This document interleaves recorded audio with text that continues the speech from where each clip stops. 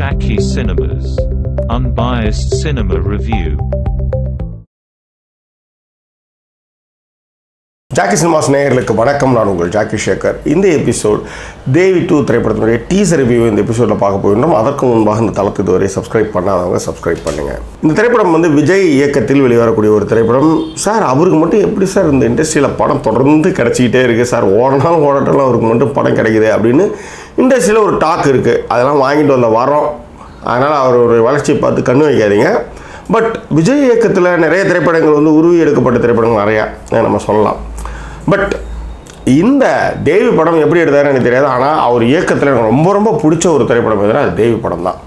ஏன்னா அதில் எல்லா விஷயம் எல்லா எலமெண்ட்டும் அவ்வளோ சூப்பராக கரெக்டாக பொருத்தியிருப்பாங்க. அவ்வளோ ஃபஸ்ட் கிளாஸான மேக்கிங். அது மிக முக்கியமாக பிரபுதேவாவுடைய அந்த மைண்ட் வாய்ஸ் அதுக்கான காமெடிலாம் வந்து படத்தில் வந்து வேறு லெவல். அதில் ஒரு இன்னொன்று இந்த திரைக்கதையில் வந்து இருக்கிற அந்த நுட்பம், வீட்டு உள்ளார இருக்கிறப்போ வந்து சாதாரண லேடியாக இருக்கிறது, வீட்டுக்கு வெளியில் போனதுமே வந்து பேயாக மாறுறது, அதுவும் நடிக்க போகிறது, வீட்டில் சாந்தமாக இருக்கிற பொண்ணு வந்து தடாலும் வந்து ஒரு நடிப்பு ராட்சசியாக மாறுறது, பிரபுதேவா கூட வந்து டான்ஸ் ஆடுறது, இப்படின்னு தேவி வந்து ஃபஸ்ட் பார்ட் வந்து ஒரு மிகப்பெரிய சந்தோஷத்தை கொடுத்துச்சுன்னு சொல்லலாம்.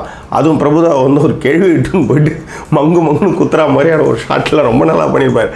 அவர்கிட்ட இருக்கிற அந்த சர்க்காசம் வந்து ரொம்ப ரொம்ப படத்தில் ரொம்ப பிடிச்சது. இப்போ வந்து தேவி 2 டீசர் ரிலீஸ் பண்ணியிருக்காங்க. இப்போ இதில் என்னென்னா +2 அப்படின்ற மாதிரி தேவி +2 அப்படின்னு போட்டிருக்காங்க. என்னென்னா தேவி +2 அப்படின்னு பார்த்தா 2 பேய். இந்த 2 பேய் என்ன சுவாரஸ்யம்னா, பிரபுதேவம் வீட்டுக்குள்ளார இருக்கிறப்ப சாதாரணமாக இருக்கிற வீட்டு விட்டு வெளியே வந்து பேயாக மாறினார். ஸோ ஒரு அலெக்ஸ் அப்படின்ற ஒரு பெயர், அது எதனால் வந்து அவருக்கு வந்து பேய் பிடிக்குது, அவர் எப்படி வந்து இதில் வந்து மாறுறாரு. அதே மாதிரி வீட்டை விட்டு வெளியே வந்து வாடி பார்த்துறேன் அப்படின்னு வந்து குதிக்கிறதுலாம் வந்து ரொம்ப ரொம்ப நல்லா இருக்கார். காதலனில் பார்த்த பிரபுதேவமும் அப்படியே தான் இருக்கிறாரு. அவர் மாறவே இல்லை. நம்மளுக்கு தான் மூஞ்சி கிஞ்சி எல்லாம் மாறி போயிட்டு ஆடிக்கிடலாம் ஆகும். ரொம்ப நல்லா பண்ணியிருக்காங்க. ஸோ இந்த தேவி 2 ஸ்பெஷல் என்ன அப்படின்னா 2 பேய். ஒன்று வந்து தமன்னா, இன்னொன்று வந்து பிரபுதேவாவுக்கும் இதில் வந்து பேய் பிடிச்சிடுச்சு. சரி, அது எப்படி அவங்க அதிலேருந்து ரிலீவ் ஆகிறாங்கிறது தான் திரைக்கதையினுடைய சுவாரஸ்யமாக இருக்கும். இந்த திரைப்படத்துடைய ஒளிப்பதிவாளர் வந்து அயனன் காபோஸ். இந்த திரைப்படம் வந்து பாம்பேயில் நடக்கிற மாதிரி எனக்கு கதை. இது வந்து கொஞ்சம் 2 பேய் இருக்கு இல்லையா, அதனால் கொஞ்சம் பட்ஜெட் பெருசாகி ஃபாரின்லாம் போய் ஷூட் பண்ணியிருக்காங்க. இந்த படத்துடைய ப்ரொடியூசர் வந்து ஐஸ்வரி கணேஷ். இப்போ தான் அவங்களுடைய கல்வி நிறுவனங்கள் எல்லாத்துலேயும் ரைடு போனாங்க. எலெக்ஷனுக்கு அறிவிச்சதுக்கப்புறம் ரைடு போனது தமிழக வரலாற்று இதுதான் முதல் முறை. ஸோ அவருடைய தயாரிப்பு தான் இந்த திரைப்படம் வந்து வெளிவந்திருக்கின்றது. அதே மாதிரி எடிட்டிங் வந்து ஆண்டனி சாம்சியஸ்னுடைய மியூசிக்கு படத்தை அடுத்த கட்ட தளத்துக்கு எடுத்துக்கும் போகும் நான் நம்புகிறேன். ஏன்னா இந்த படம் வந்து இப்போ ஒரு பார்க்கணுன்ற ஒரு ஆவலை ஏற்படுத்துறதுக்கு காரணம் என்னென்னா தேவியினுடைய ஃபஸ்ட் பார்ட் தான். ஸோ செகண்ட் பார்ட்டில் 2 பேய் என்ன மாதிரியான திரைக்கதை இப்படி இதில் பயன்படுத்தியிருக்காருன்னு தெரியல.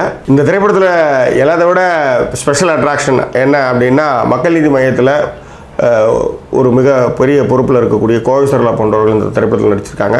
ஸோ அதனால் இந்த திரைப்படத்தை வந்து பார்க்கணும் அப்படின்ற ஒரு ஆர்வத்தை வந்து இது ஏற்படுத்துது. ஸோ எனிவே, நம்மளுக்கு எப்பயுமே வந்து எந்த படமாக இருந்தாலும் அது வெளிவந்து மிகப்பெரிய வெற்றி அடைய வேண்டும் என்பது தான் நம்முடைய ஆசை. ஸோ இந்த திரைப்படமும் மிகப்பெரிய வெற்றி அடைய ஜாக்கி சினிமா சார்பாக நம்மளுடைய வாழ்த்துக்களை தெரிவிச்சுக்குவோம். வேறு என்ன, இன்னும் வேறு எபிசோடு நான் சந்திக்கிறேன். அதுவரை நின்று கூறுவது உங்கள் ஜாக்கி சேகர். நன்றி, வணக்கம்.